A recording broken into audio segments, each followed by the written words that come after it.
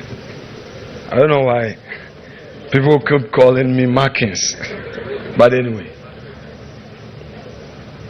Omahin or Abetifi Oman Mumpeinfo our Kwewoman. Your Excellency, President of the Republic of Ghana, Honorable Chief of Staff, Mr. Julius Debra, Honorable Ministers of State, MP from Praeso, MP for Abetifi,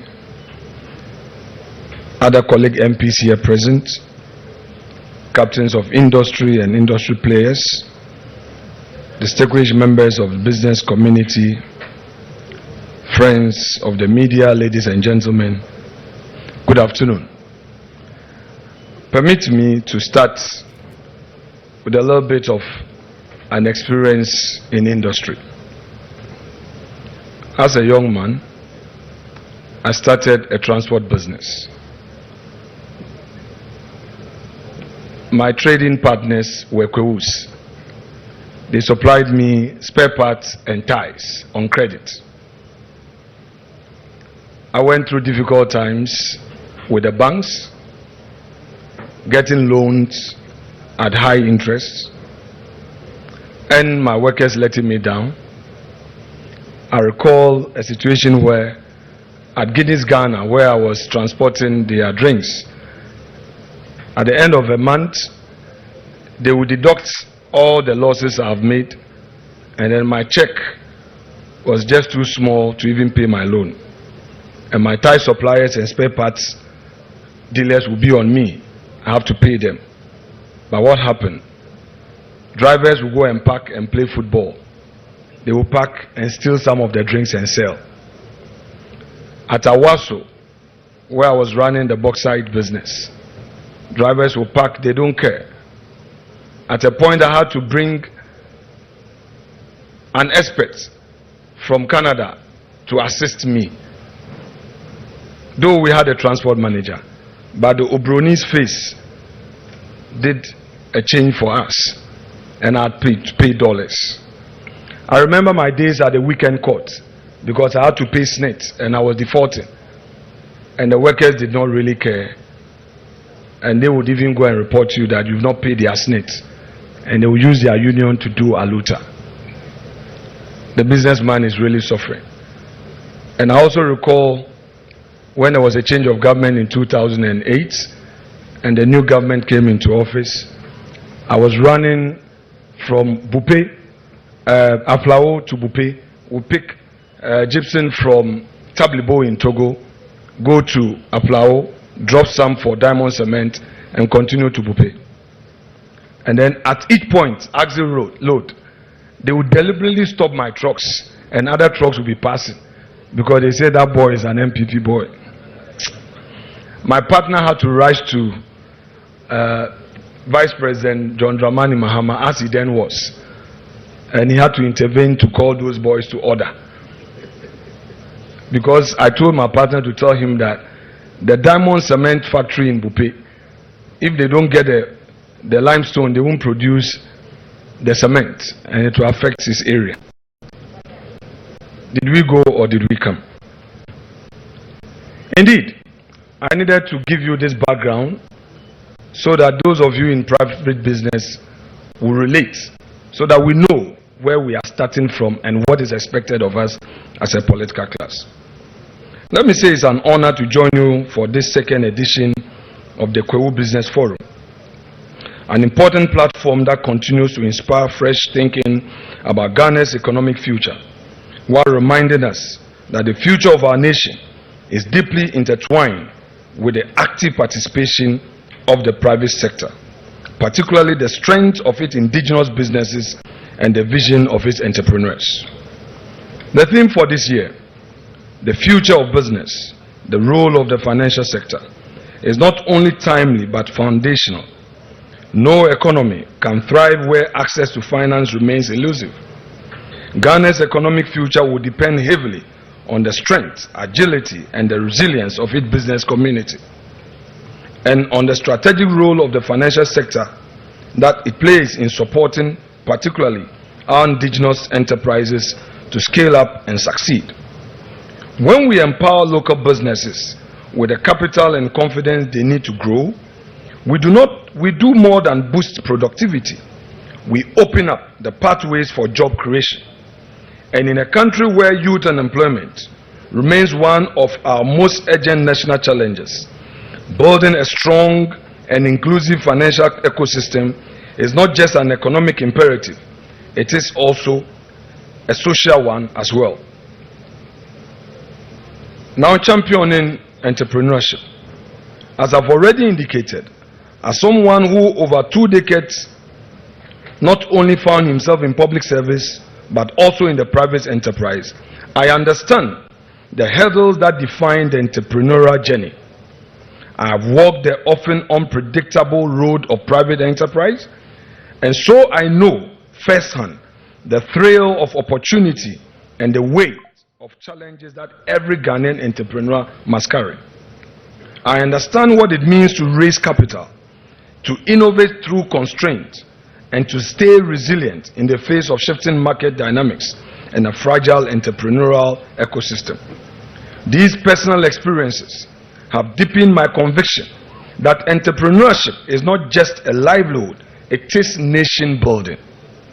It is also what continues to shape my passion for championing policies that support and empower Ghanaian entrepreneurs and the private sector, because I don't just sympathize with their journey out of theory, I identify with it from lived experience. I understand their struggles, their sacrifices, and their ambitions. It is precisely because of this that I believe, as a political class, we have a responsibility to depoliticize entrepreneurship, to create an ecosystem where business owners can thrive without fear of being tagged or targeted. We must celebrate enterprise and actively cultivate an environment where hard work and creativity is rewarded. Entrepreneurship must not be viewed through a political lens.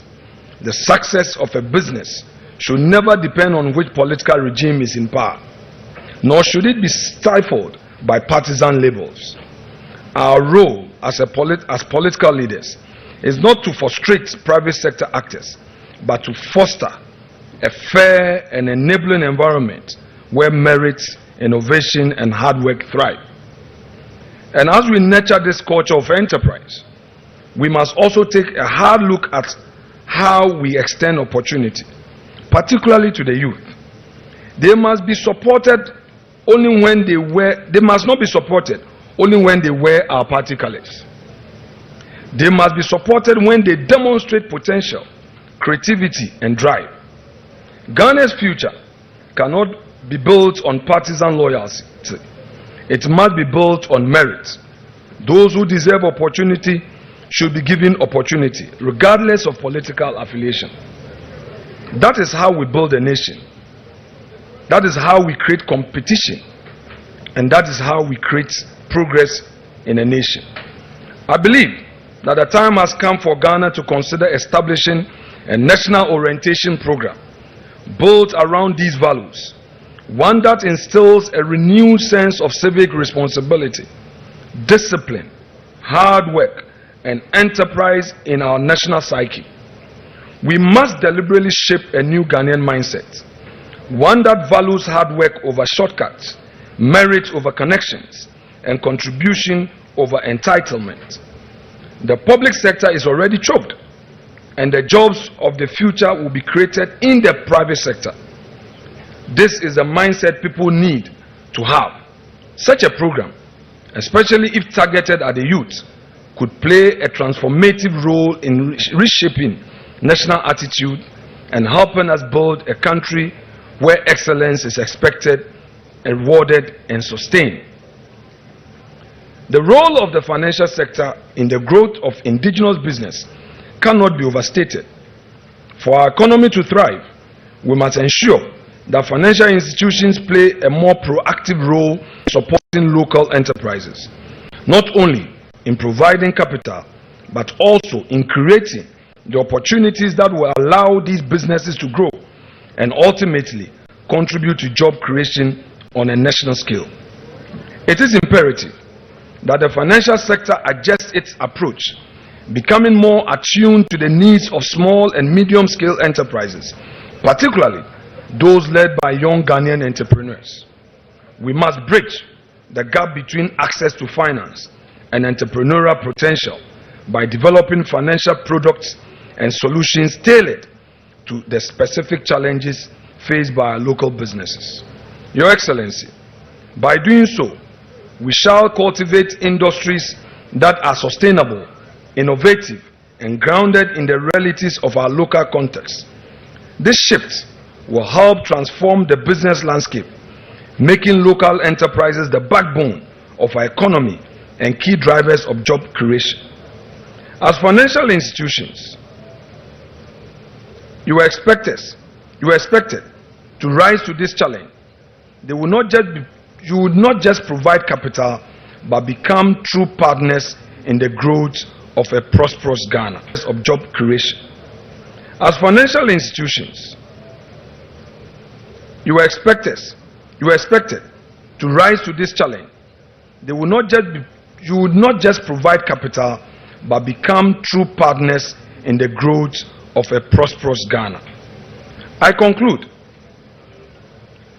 by thanking Your Excellency, President John Dramani Mahama, for putting together a platform like this, which continues to shape the future of business in Ghana. This initiative is crucial for not only promoting dialogue, but also translating those conversations into tangible actions that can propel us toward a brighter economic future. I would like to also acknowledge the contribution of all the industry players present. Let this be the beginning of sustained advantage of the opportunities. Invest boldly in your dreams, for they are the foundation of our collective future. To us as political leaders, the time has come. Let's not only be committed in words, but let us be committed in real terms in supporting entrepreneurs and the private sector. Let us work together to build a business ecosystem where success is driven by merit, hard work, and opportunity, and not by politics. Let me take the opportunity to thank you for this continued effort in creating a forum that will bring initiatives together. God bless our homeland Ghana and make it great and strong. Thank you very much once again.